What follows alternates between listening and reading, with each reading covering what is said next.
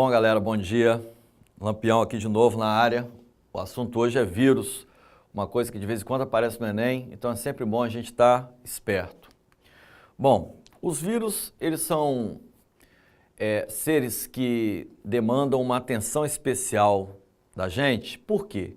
Porque os vírus, para uma corrente, são considerados seres vivos, para outra não são, e isso é claro que gera uma discussão, que é uma discussão ampla e que vem de longa data. Então a gente vai olhar eles sempre de uma forma assim, pensando no Enem, pensando numa prova. Bom, para começar, os vírus eles não têm estrutura celular, ou seja, eles não são formados por células. E por isso, para uma corrente de pesquisa, eles não são seres vivos. Por quê? Para ser um ser vivo, teria que ter estrutura celular. Então, o vírus é constituído de quê?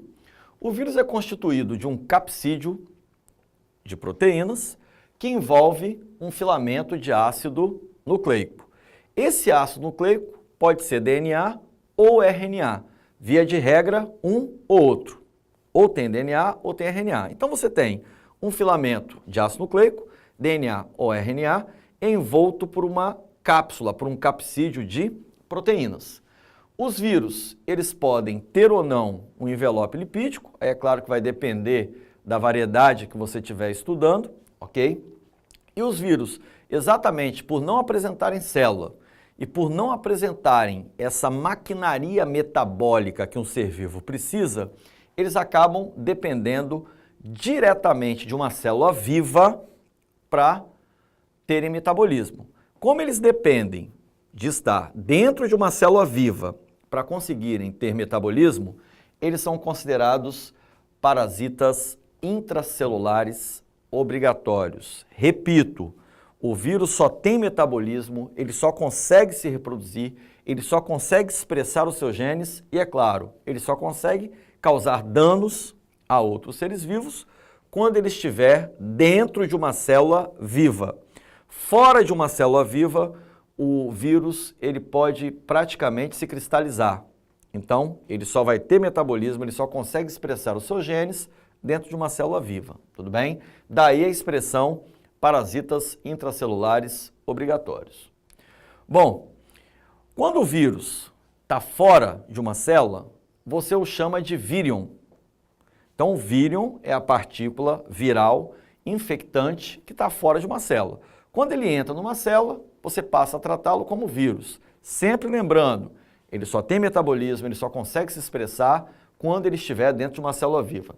Coloquei aqui alguns exemplos clássicos de vírus, só para você ver que o filamento de ácido nucleico varia, a forma do vírus varia entre as diferentes espécies. Aqui está o TMV, né? O famoso vírus do mosaico do tabaco, inclusive esse foi o primeiro vírus descoberto, foi a partir de uma doença causada no tabaco, no fumo, que se descobriram os vírus. Aqui existe um vírus famoso, talvez seja o mais estudado nos livros de ensino médio, que é o bacteriófago. O bacteriófago recebe esse nome porque ele parasita especificamente bactérias. E aqui a gente tem um vírus da gripe, que é um vírus bastante complexo. Você vê que ele chega a ter 8 moléculas de RNA e por isso, né, é passível de sofrer muitas mutações e é difícil até a gente conseguir uma vacina muito ampla em relação ao vírus da gripe. Quem são os hospedeiros dos vírus? Repare nesse esquema que os vírus podem parasitar diferentes tipos de células. Células animais, células vegetais, bactérias, fungos e protozoários. Detalhe, existe uma especificidade grande entre o vírus e a sua célula-alvo. E essa especificidade quase sempre é determinada por alguma molécula de proteína que ele tem que reconhecer na membrana citoplasmática ou na parede celular daquela célula-alvo que ele vai parasitar. Tudo bem?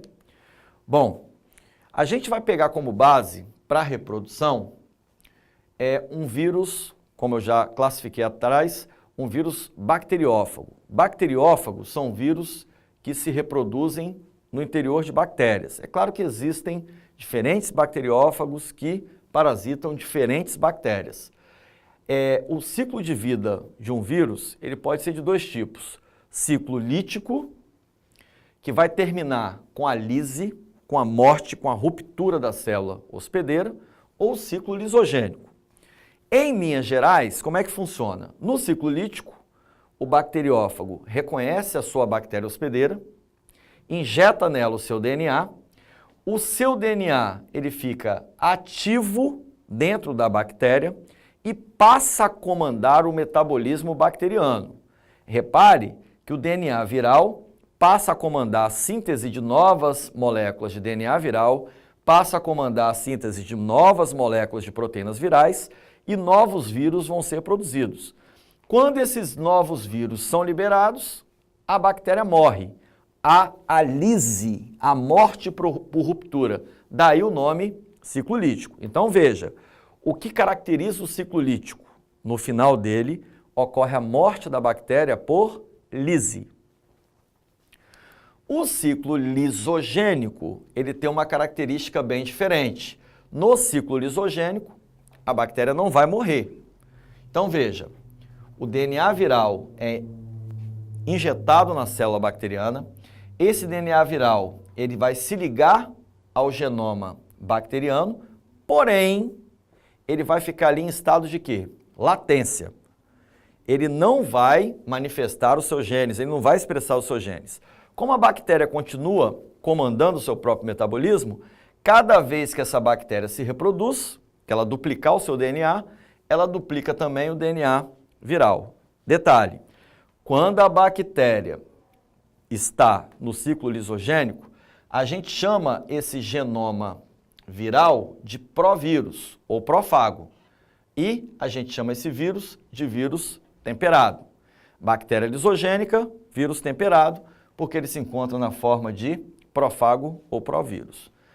Aqui só para a gente fazer uma comparação entre o ciclo lítico e o ciclo lisogênico, isso aqui é muito importante, a questão básica de Enem que você não pode errar.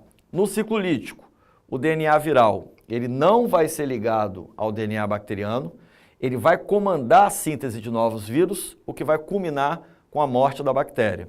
No ciclo lisogênico, o DNA viral, ele é incorporado ao DNA bacteriano, porém ele fica em estado de latência. A bactéria fica viva, se reproduzindo, e cada vez que ela se reproduz, ela vai produzir novas bactérias que também vão ter o genoma do vírus em questão. E só para fechar, existe uma outra categoria de vírus que são chamados retrovírus. O que um vírus tem que ter para ser chamado de retrovírus? Para começar, ele tem que ser um vírus de RNA, mas é fator determinante. Tem que possuir a enzima transcriptase reversa. Então, para ser um retrovírus, ele tem que ser um vírus de RNA e tem que ter enzima transcriptase reversa que vai conseguir fazer o quê? Produzir DNA a partir de RNA, ou seja, faz uma transcrição reversa. Esse retrovírus é o HIV, bastante conhecido, e além dele ter RNA e uma transcriptase reversa, ele tem um envelope de natureza lipídica que ele obtém quando ele sai da célula hospedeira.